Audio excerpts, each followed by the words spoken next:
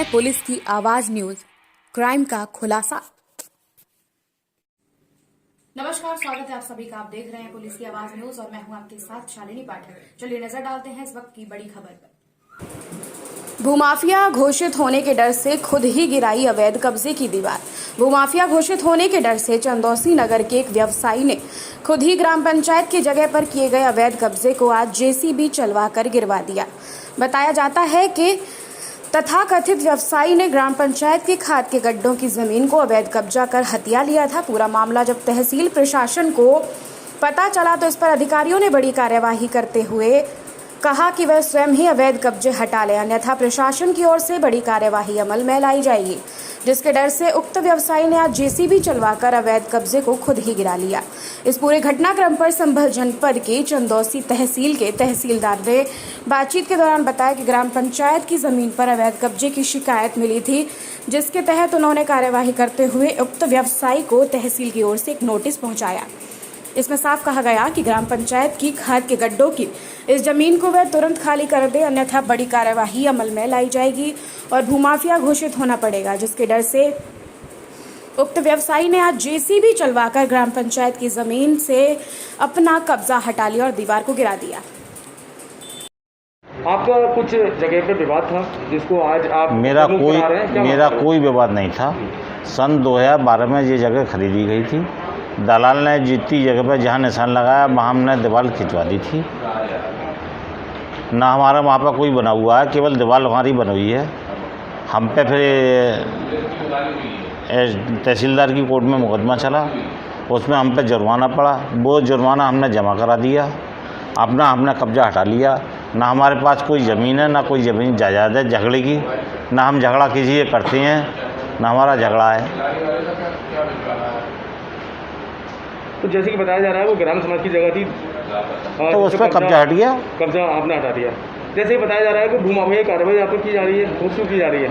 हमने कोई जगह थोड़ी, हम पे झगड़े की कोई जगह थोड़ी है। एक हम पे मकान है और बाकी हम पे फैक्ट्री की जगह है, बाकी ये है। बाकी कौन सी जगह हम पे झगड़े की है? लेकिन अधिकारी तो भूमाफिया कार्रवाई करने के मूड में है आपके खिलाफ। वो करते रहे। ऐसा यदि मैं कब्जा ना हटाता अपने हाथ से, यदि मैं गलत आदमी होता तो मैं कब्जा क्यों हटाता अपने हाथ से? सर, प्रशासनिक अधिकारियों का कहना सर तारापुर पत्थर के पास पिछले 5 वर्षों से ग्राम समाज की जगह पर अवैध कब्जा था किसी गिरीश मामा द्वारा।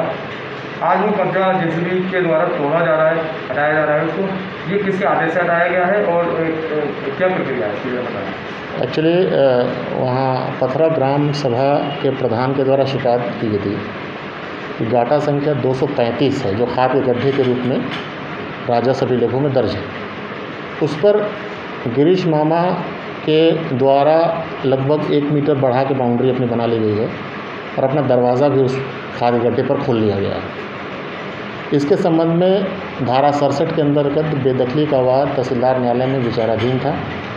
लेखपाल की रिपोर्ट भी आई और मेरे ख्याल में 5 फरवरी को उनको बेदखल कर दिया गया था और उनको ये कहा गया था कि आप अपना अतिक्रमण स्वयं हटा लें, अन्यथा अगर हम हटाएंगे तो हम उसका बेदखली में आने वाला खर्च भी आपसे ही वसूलेंगे। आज की डेट उसमें रखी गई थी। लेखपालों की टीम को वहाँ ये किया गया था, नियुक्त किया गया था और जेसीबी वहाँ पहुँच गई। लेकिन नॉमिनेशन की प्रक्रिया होने के कारण और वो पथरा का जो लेखपाल है देवरखेड़ा भी उसी के क्षेत्र में पड़ता है, तो वो वहाँ थोड़ा व्यस्त था, तो उसने 2 दिन बाद का टाइम दिया। परंतु संबंधित व्यक्ति जो हैं गिरीश मामा या गिरीश अग्रवाल जो हैं, उन्होंने स्वयं ही कहा कि आज मैं हटा लेता हूँ, फिर आप इसकी पैमाइश कर लीजिएगा। अगर आपको लगेगा कि और हटाना है तो वो भी हटा दिया जाएगा। तो वो आज स्वतः इस कार्रवाई को कर रहे हैं। उन्होंने इस आदेश का अनुपालन किया है जो बेदखली का आदेश था। उसकी पैमाइश कल परसों में करा ली जाएगी। यदि कोई बचा होगा तो उसको और हटा करके फिर उसका निष्पादन रिपोर्ट उसकी लेखपाल और कानूनगो की टीम हमारे यहाँ देगी। सर, एक नोटिस भी दिया गया था। नोटिस की प्रक्रिया जैसे होता ये है कि धारा 67 में पहले लेखपाल एक आरसी प्रपत्र 19 पर रिपोर्ट करता है, फिर आरसी प्रपत्र 20 पर उसको हम नोटिस देते हैं। उसके बाद वो ऑब्जेक्शन फाइल करता है, फिर सुनवाई होती है, तब जाके प्रॉपर सुनवाई करके उसको बेदखल किया गया है।